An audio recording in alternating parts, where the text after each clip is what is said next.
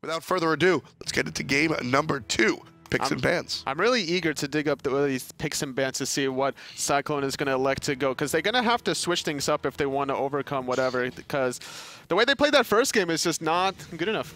You know, it's funny because one of the beautiful things about the Challenger Cup is that you see these teams, so anybody can enter the Challenger Cup. It could be you and your 4 friends just trying to get a little bit better, or obviously, as you see, the Poppies, etc., these teams that are definitely trying to become in the Pro League. So you see these guys, I remember there was an old team, the 5 Angry Hindus, right? Obviously named after Hindu man. And after a lot of practice, they wound up placing top 4, and all of a sudden they're doing it. You know, I don't know the background for these guys or whatever, but you know, HalfDevil, the Pikachu, No Numbers, these guys are certainly familiar in the scene, and it seems, you know, these guys sort of come out, they play a little bit here and there, they're good at what they do, but like you said, time limited. Well, now they're on the big stage. Almost anything can happen here when you mix the pro and the AM scene, and it's a lot of fun to watch. They just seem very comfortable, honestly. Oh, yeah. Everybody's playing their role that they need to. The hunter is rotating at the perfect moment over the enemy hunter.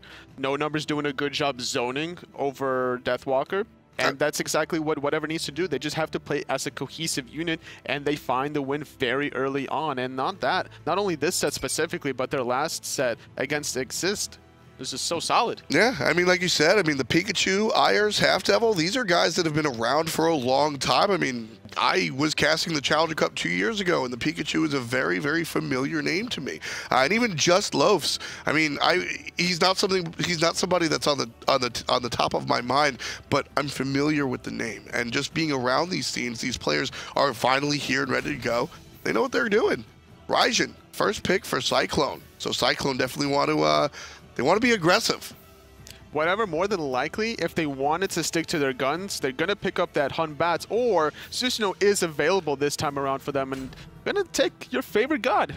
Summer Sobek, ladies and gentlemen, the first pick for whatever. They definitely want to stay aggressive. HalfDevil, I mean, again, historically, HalfDevil has always had a fantastic Sobek. When I think HalfDevil, I honestly think Sobek, Kumbhakarna. Like, those are the gods that HalfDevil really brings to mind. And it's going to be paired up with Susano, so a lot of displacement here. Susano can grab, Sobek can pluck, and everybody else can just go to town. Just a lot of damage with this combination from Susano and Sobek. The lurking in the water just on top of the Typhoon. There's not much that whatever doesn't have already with these 2 picks. They have the damage and the CC. All they need really is a really great mid hyper carry, whether it's going to be Scylla is still available on the table to deal with this Raijin. And with Ymir is very immobile during his abilities. When he uses the freeze, when he pops the carpet, he stands still for half a second, which would give Scylla plenty of time to react. It's certainly a possibility, and there she is, completely going to fit right into whatever wants to do. Praise the Prophet Anatoly. He's writing the note down that he got his prediction right. Good for you, Toli. But Ymir is here. Shouts to old friend Kelly. Is this a solo Ymir, or is this a support Ymir? It's too hard to tell at this point in time whether that's going to be solo or the Guardian position. If it's going to be against a Sobek, well, with this Ares ban, it leads me to believe that whatever thinks that it is going to be a Ymir in the solo lane. Whatever certainly are thinking that. Is Cyclone, or did they successfully dupe whatever into wasting a ban? That's something that we're going to have to wait at least another turn to see. Wow, the double Guardian ban. So whatever are 100% confident that Ymir is going to go into the solo lane. If I'm Cyclone, I mean, I pivot. Even if Ymir was going to be even if Ymir was going to the solo lane, now he's my support. There's a lot of options in the solo lane for both of these teams if they wanted to put Ymir in the solo lane or not. And even if they weren't, that wasn't their intention, they definitely forced the hand of whatever to respond to it, because if you put an Ares with a Ymir on the same team, that is a lot of damage early on and a lot of control if you put Athena and Ymir together. So taking that off the table was not a bad idea for whatever. And they're very confident in their solo lane matchup. The Sun Wukong onto No Numbers. He did a good job surviving in the early game, especially against the aggressive frenzy start coming out of Deathwalker. Geb will be the selection. So Ymir was the solo lane choice. Whatever certainly absolutely know exactly what Cyclone have. And we're going to see Kalas play on the defensive character. It's going to be the Robin to deal with the Ymir. this early on, the Ymir, if he goes the purple pot to start off, he'll have the early lane control, and it's up to the Ravana to recognize that early on so he won't get poked out in the early stages of the game. One of the things that I really like about what whatever did here is Cyclone correctly banned out the Apollo. Absolutely have to ban out the Apollo against what we saw out of the Hunter. And Lofes, if you're going to play the Apollo, the Rom has a very similar playstyle. Think about back when Reels played a lot of Rom, where Apollo's able to go right on into the team fight. Rom can't do that, but can affect it from a little bit of a distance. Instead, we see Lofes go the opposite route. Now he's the Anhur. Instead of joining the team fight a little bit late and cleaning up, now Anhur's just going to be jumping on your face, highly aggressive. If I'm Lofes, after the game I just had on Apollo, yes, give me the killer. I'm the king of the jungle. Go ahead and give me the Anhur. And going with his build, already very aggressive, starting with the Death Toll boots to go against the Transcendent start from the Ullr. So Ullr is trying to transition more in that early mid-game stages, trying to get the mana and the MP5 sustain, whereas Lofes is thinking more like, okay, let's trade. I'll out-sustain you with my Death Toll. I'll have more mobility because I'll have Warrior Tabby finished before you. I'll out-rotate you, or if you get too low, I'll chase you down under your tower. So last game, HalfDevil was abused maybe once or twice, not as much as he should have been, for starting non-purification on the Bacchus versus an Aiurz. The extra attention to the support just wasn't there. Now, HalfDevil has a number of options to deal with whatever nonsense is coming up against Cyclone. So on the Sobek pick, purification not needed. There's no Aiurz available. It's going to be going up against a Geb. I'm actually, HalfDevil should be very, very powerful. I love this strategy from Cyclone. After these mid-harpies, I'm more than confident that Deathwalker is going to use his teleport just to get back to the solo lane, so he won't miss out on any gold or experience. There it is. This is something that Scylla did later on in the last split, where he did it, but he mostly did it onto the Bakasura. Right away, jump forward. There's the stun. No pillar available as Anhur is just level 2, but that's one of the oldest tricks in the book, Tolly. Level 2 Anhur, jump and impale. You're trying to find the early kill or the surprise, force people to use their potions sooner rather than later. Then that hurts their strategy coming in the mid game, because a lot of players, when they practice, they try to hold on to these potions for as long as possible. So now you're forcing them to adapt without the number that they're used to. No numbers, however. Just getting beat down by the Ymir. The wall's going to stop the Robin for a second, but the carpet will miss. So this is a Ymir without a purple pot. Yep. Had he went purple pot instead of the boots 1, the damage would have just been too much for no numbers to handle. He would have had to pop even more potions. Already still sitting on 3 and 3 between health and multi. Wlfy taking a whole bunch of poke, but he's dealing it as well. The Pikachu falls down for first blood, just 140 already. And it looks like team's diving. There's the jump. Wlfy gets a double kill before the double minute. Well done. Doesn't even die to the tower. Slick moves coming out from Cyclone. And Wlfy has to be careful as the melee minions are chasing him down, which also gives vision for whatever to respond to it, as we do have a rotation from HalfDevil as well as Lofes trying to find the kill onto Wlfy, but the ultimate is going to pop, and HalfDevil's taking a lot of poke. Sanctuary popped immediately as well. Wlfy, very smart play coming out from him. Level 5 already, folks. Wow. What a great rotation coming out of Callus. Just making sure that he was there for the shield was so clutch, making sure that Wlfy wouldn't drop. I mean, that looked like HalfDevil had it all figured out. Looked like HalfDevil was ready to go. Okay, I'm going to dash in there, just hit him with a tail whip and a big whap, and down he goes. But, like I said, early level 5 allows Wlfy to pull out some crafty plays, just dumps the ultimate into HalfDevil. He's got to run away. And the most important part, as soon as the ultimate was down, the Sanctuary is popped. As soon as that happens. If that attention to the detail is not there, that's a dead mid laner. And it's going to find maybe a gank onto Deathwalker. Going to pull him outside of the tower range. Typhoon is used, but this wall is going to allow him to buy a little bit of time because no numbers couldn't get in a position to do anything. Callus takes out Aiurz, so that's another kill going the way of Cyclone. You know, whatever looked very good last time around, and this time it's all Cyclone. These games seem to be very one-sided, but whoever's on the good side is up in the air. And I love what Cyclone are doing here. They take this pick in the mid lane, recognizing that Scylla has to respond. They instantly clear the red buff, and now they're going to go for these boars on respawn. Gonna pick these ones up. Whatever doesn't have vision here, so if they do turn the corner and try to fight, all of a sudden they're going to see too many people there. HalfDevil below at half HP. Cyclone don't know that though, so instead they're going to turn their sights towards the mid lane.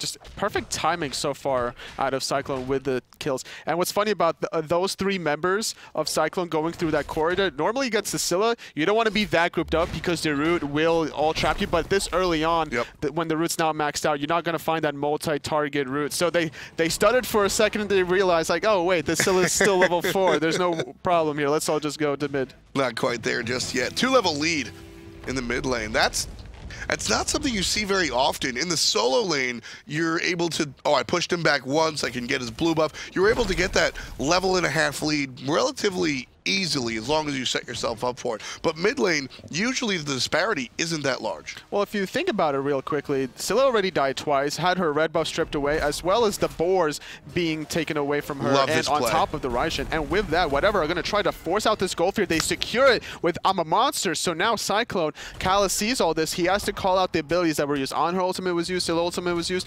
So more than likely, Cyclone is going to force a team fight very soon. It's up to Cyclone to go ahead and do it, but I absolutely love the play out of whatever. That is 100% what you have to do. You're down 2,000 gold at 4 minutes. This is trouble. I mean, this is the writings on the wall. If that Gold Fury doesn't go, who knows what happens. Very important play from whatever, not only just to take it, but also to show us at home that they have the confidence to go for that kind of play. Just great shot calling on the side of whatever, and that's what's going to help them try to get to that next stage into the SPL. They're going to need these kinds of plays to make sure that they don't get too far behind. Now, getting the Gold Fury doesn't help out whatever too much. It's more about making sure that Cyclone can't snowball off of the Gold Fury, so that way whatever still stays relevant.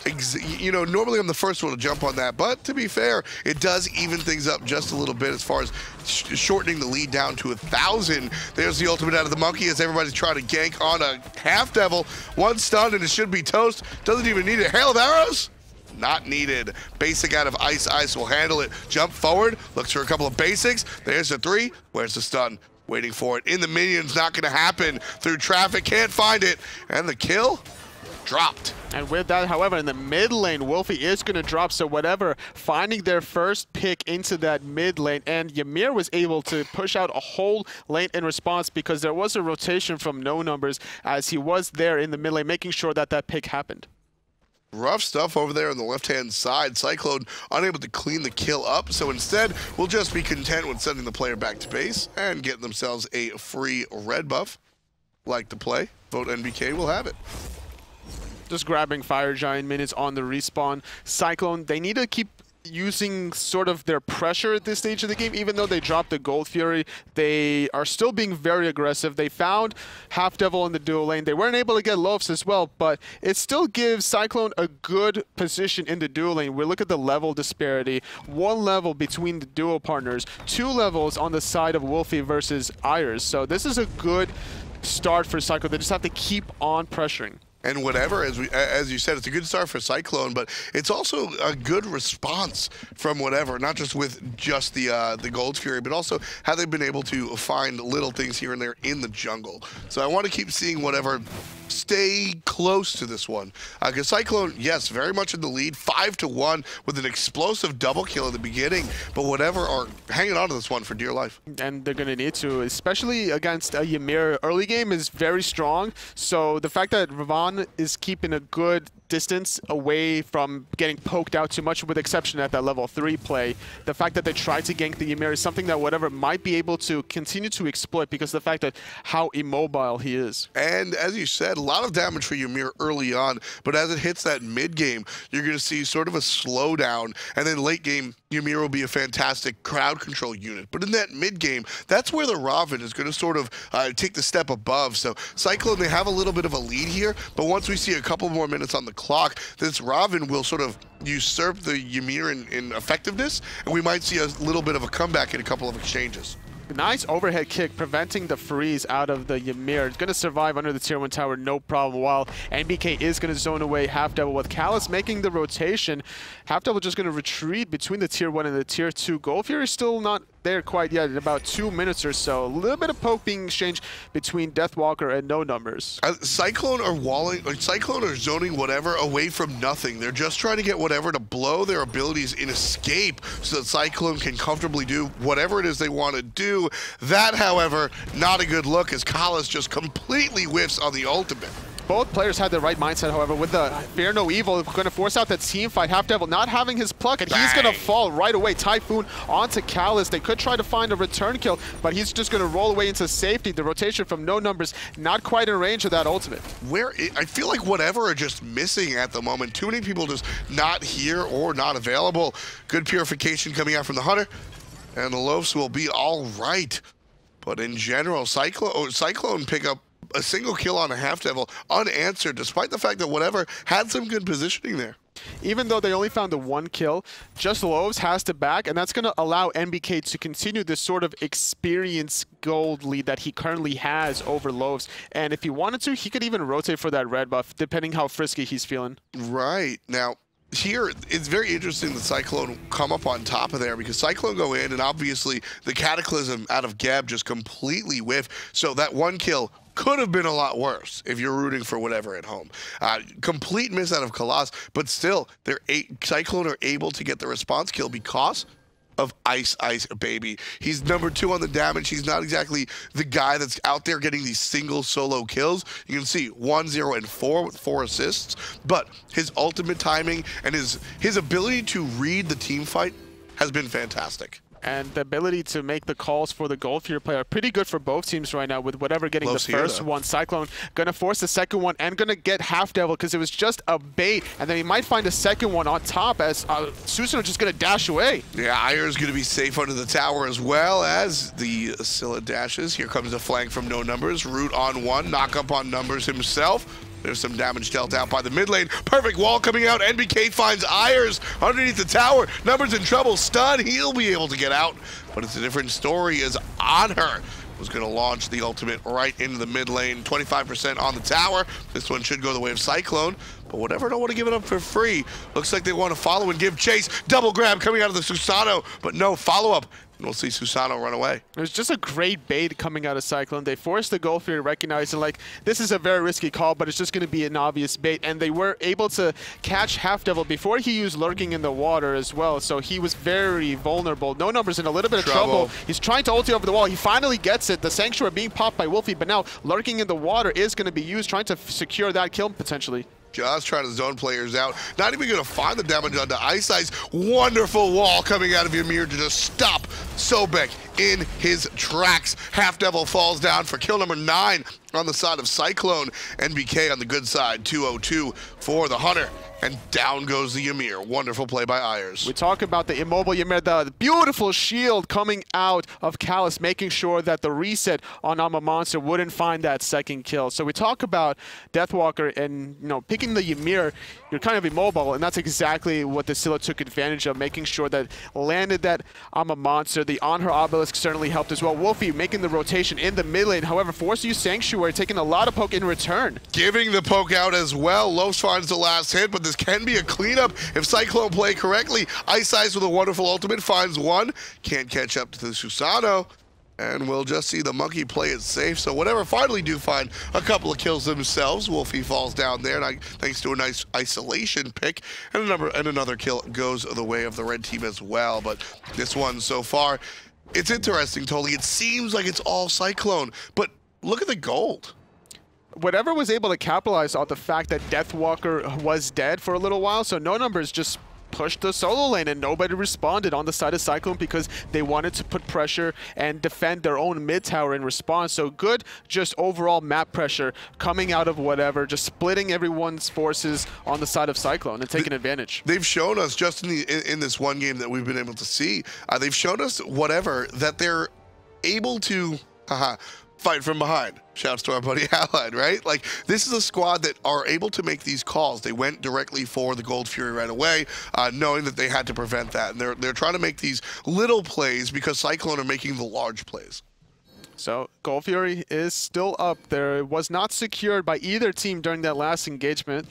So it's a little bit of a dancing game currently, just waiting for somebody to make the first move. Yeah, teams just sort of waiting around here.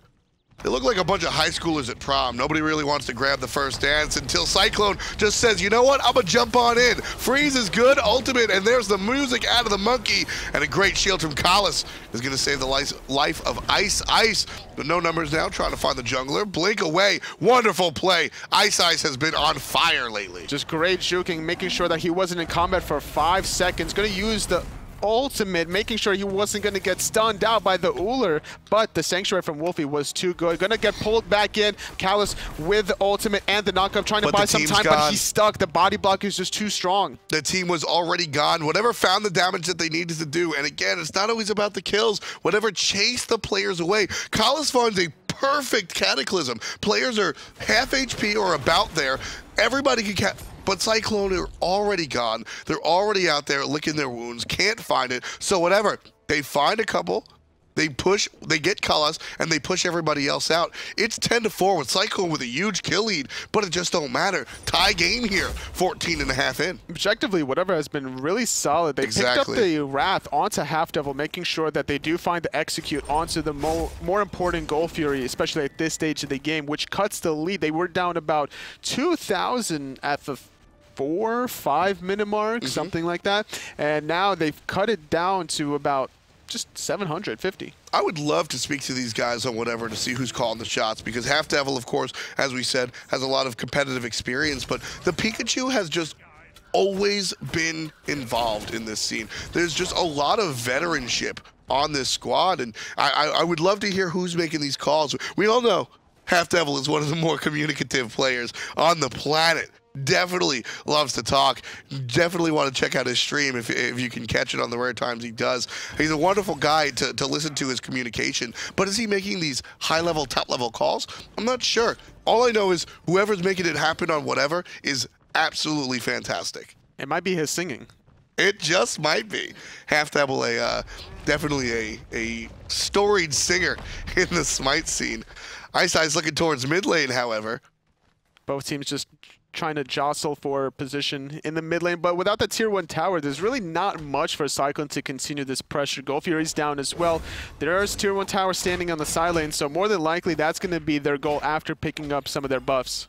Yeah, speed buff right away for Ice. Just going to routinely clean out the jungle, and I like that NBK goes ahead and defends against his tower. Sometimes you see these tier 1s when it comes to these mid lane, this mid game. Sometimes you see these tier 1s just sort of absent-mindedly fall down because players are looking towards the jungle and grouping up, and oh, there's the dual lane taking the dual lane tower. And okay, right? NBK has attention to the tower, shows up as he sees the Sobek pushing up, and just going to defend it by way of being there. And that's probably whatever are going to try to force this mid tower. It is very low, less than half health. There are 3 members in that mid lane going to take advantage that nobody from Cyclone are in position quite yet. Not quite, and that would tie the game up completely, whatever trailing by 1,000 gold at the moment. Not pulling the trigger quite yet. They were positioned to if they wanted to. They had 3-on-3. Maybe HalfDevil could have tanked the tower for a couple of shots, but elected to play more safe than sorry. They've cut the lead so far to this stage where they're still relevant, so they don't want to throw anything. Step by step by step. Ultimate comes out of Batz as he initiates on the back line. Everybody's going to be safe there. There's the jump over as well as the shell. No numbers jumps in as the hail of nonsense comes out of the Anhur. Triple stun from Kalis. Where's the turnaround? Where's the follow-up? It's there from Wlfy. Damage right down the middle puts Aiurz down during the ultimate. Wonderful play by Cyclone. And now everybody on whatever is low. Down goes HalfDevil. 2 members escaping up the middle lane. VoteNBK on the hunt. Gonna cut off no numbers. Stun's gonna miss, but nothing else will. No numbers falls down. NBK on the killing spree, 13-4. And Cyclone spinning out of control. That freeze from Deathwalker catching HalfDevil mid-dash was the most important part of that whole engagement. Finding the first kill, not making sure that the Sobek would be relevant in the rest of the team fight. Now with that, they find the 3 kills, they find the tier 2 tower. Now they're stripping away the jungle from whatever, and it's going to be very difficult now for them to come back at this stage. And it's very important that Cyclone are taking out this entire jungle, because whatever is proven to them, they've shown, hey, if you give us an inch, we are going to take a mile. Every little objective that you want to deny us, we are going to find a way to take. And Cyclone going to have to take out that jungle any little bit that whatever can have is going to be important, and whatever has done a great job. Let's take a look at the graphs real quick. They've done a great job at keeping this lead very close. Look how close to that center bar this lead has been the entire time, with a huge kill differential. But this last exchange, unfortunately for whatever and their fans, completely different story. This is the first time the lead has really exceeded 2,000 gold. 4,000 up is Cyclone right now, and whatever have to look towards Gold Fury as it's about to spawn, and whatever, that's what they need to do in my eyes, totally. Gold Fury and the fight. Where are you looking? I'm looking at a little bit of both. The fight at the Gold Fury. Obviously, Cyclone want to continue on to their engagements. They're just barely off the mark. Cal is going to force out I'm a Monster, as well as the Taiko drums, trying to get this Scylla down. She's so low, forced to use Sanctuary. However, with Charge Spray being down, HalfDevil forced to use Lurking in the Water as iceicebabyy finds the kill onto the back, trying to make the rotation onto HalfDevil after getting slowed. Second kill in the favor of Cyclone. They might find a third one. Meanwhile, Anhur just sitting alone, split pushing, right on down that left-hand side. Cyclone realized that, so they got to get this. Not going to go for the Phoenix. Everybody's pinging out, and that's going to be a free tower for Lofes. I guess not free. He's lost 2 of his own teammates. Jumps over the stun. VoteNBK versus Lofes. Couple of basics. Impale is good. NBK on the downside. Ultimate's not going to secure the kill. NBK falls to Lofes. Wonderful play out of the Anhur. He just bit a little bit more than he can chew, using all his cooldowns in the incorrect order, axing during the jump of the Anhur, using the purification to prevent the knockback of the jump instead of the stun. Just and now a good old-fashioned outplay. Yeah, just now it's a good old-fashioned outplay. Whatever's going to try to force this fight using 5v4. Lofes trying to jump away, going to knock back Deathwalker. However, he's still probably going to get frozen out here. No, just going to use the ultimate. Going to force out the Sanctuary. Sank saves the life of the Hunter. Slick play coming out from Anhur one more time. The body blocks. Not good enough. There's Wlfy. Teleport's going to take out no numbers. And now Susano using that dash to allow him to escape momentarily. A good wall. And a couple more hits will secure it. Can't find them, though, until Wlfy with the long range out of the mage. So far, it's been a 2-for-2 exchange as VoteNBK did respawn currently. So HalfDevil caught in a little bit of an interesting predicament. He's trying to set up the Scylla currently that is around the corner, but he didn't see the Ullr that was coming around the corner. He thought it was a 2-on-2, but it is going to be 3-on-2. So they're just going to disengage from there, not finding the Tier 2 tower, but they did find the Tier 1 earlier. Love this play from whatever. They've got a little bit of a numbers advantage. They've got a little bit of a window of opportunity. And as Aiurz has the ultimate available, this one is certainly the play that whatever has to make in the face of adversity. Down comes the ultimate, but it was leashed. Gold Fury not going to take the damage. HalfDevil will take it. Deathwalker gets a kill during this fight, and that's going to be rough as NBK takes out Aiurz. Whatever takes it thanks to HalfDevil. Well played, HalfDevil with the wrath, but they trade 2 players, they trade 3 players, and it's just not worth it. Cyclone still leading by 4K. This is probably going to be curtains curly for 3K. Whatever. They're down a little bit of gold, but that doesn't matter because now there's a 3-player advantage for Cyclone at the 21.5 minute mark, and there's really not much that no numbers and Pikachu can do. They're not level 20. They don't have that big of a lead where they can realistically stop this. Fire Giant halfway down. Cyclone, all 5 members deep on this objective. 25%. This one's going to go the way of Cyclone. Ultimate drop by Ice just in case, and everybody's going to jump on over. Wlfy's going to wait. There he is. And now continuing on the left side is Cyclone. Deathwalker trying to find anything he can, but the team will just look towards the Tier 1 tower. This one's going to go for free. I doubt whatever will even guard the Tier 2 tower either. No, there's no reasoning to at this point in time. After getting the Fire Giant, you're just respawning. They are going to try to go for something and recognizing the Cyclone. Probably have a little bit of gold in hand. We look at the graph on the left-hand side. Geb having about 1,400. A lot of players with a respectable amount, so they want to finish off those items before continuing on. The siege, making sure that the Tier 2 towers will go down guaranteed without losing anyone in response, and perfect response out of whatever, it's stripping the speed. Well played. Whatever, they're trying to find it just a little bit. But here, 22 minutes into this one. Don't forget, folks, this is the best of 3, so whatever takes the first game, but Cyclone definitely looking on top here. Still a lot of smite to be played, but should Cyclone put the coffin on this one, we'll head to a game 3, which of course will give us a clear #1 team.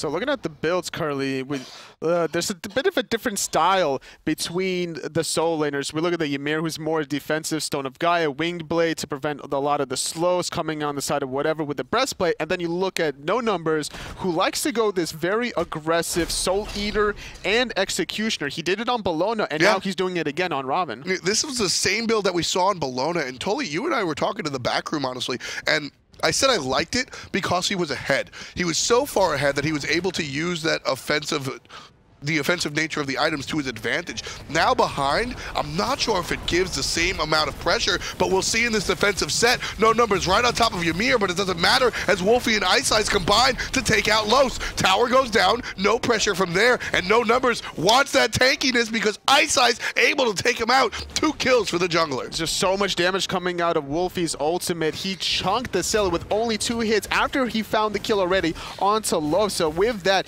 2 for nothing. They find the left side Phoenix transitioning over to the mid side. There's really not much that whatever can do to stop this. Going to use the charge play, and now HalfDevil is going to be a sitting duck. NBK, love what he's doing here, focusing on the tower until somebody comes right into the middle of his crosshairs. Then he'll change targets. iceice just cleaning it up. 7-1 and 13 on this Batz, and honestly, all of it could be said for the entire team. All players on the side of whatever are dead, include the Titan in that one as well. We're going on to a game 3. Ladies and gentlemen, 24 minutes is all Cyclone need, 25-7. And it's a bit of a 180 between these two teams. The last game, whatever was the ones that were dominating, they were the ones that ended the game around the 22 to 24 minute mark. They were the ones that won 14-3. And now this time around, Cyclone are making a name for themselves, making sure that it extends to game number 3. Fun stuff here, honestly, as we try to find our Challenger Cup champion. Both of these teams are going to go on to relegation and fight against some of the SPL teams to see who will wind up in the Pro League. But as we go on to our 3rd and final match of the weekend, this game, it's all here. This game crowns our European Challenger champion. And really, the comeback in game number 2, it was really all about Wlfy and iceice. Wlfy starting things off by banging on the drums. I love this play right here. You see iceice take out the player on the left side, and then we're following Wlfy. He's able to confirm the kill onto HalfDevil. Well played. And all these plays were available to them because of the early double kill that happened in the mid lane when they dove that tier 1 tower. When they were about level 3 or 4, no problem finding those 2 kills, transitioning very well with a 2nd kill onto the Scylla, stripping away some of her jungle camps on the red buff and the boar. And that's what allowed Wlfy to just get so far ahead. Just a lot of combination, of the teams, and iceice. This is the brand of Batz that I really enjoy playing, or really enjoy seeing. There's a lot of because it happens so rarely, honestly. Batz at a high level tends to be really just straight utility, right? He's not that high damage assassin, but iceice was able to find the damage and find the kills, not because of just pure, I'm ahead, look at all my numbers, look at all my items, but his ability to find these interesting flanks, his positioning really is what brought it to me for iceice. Final game.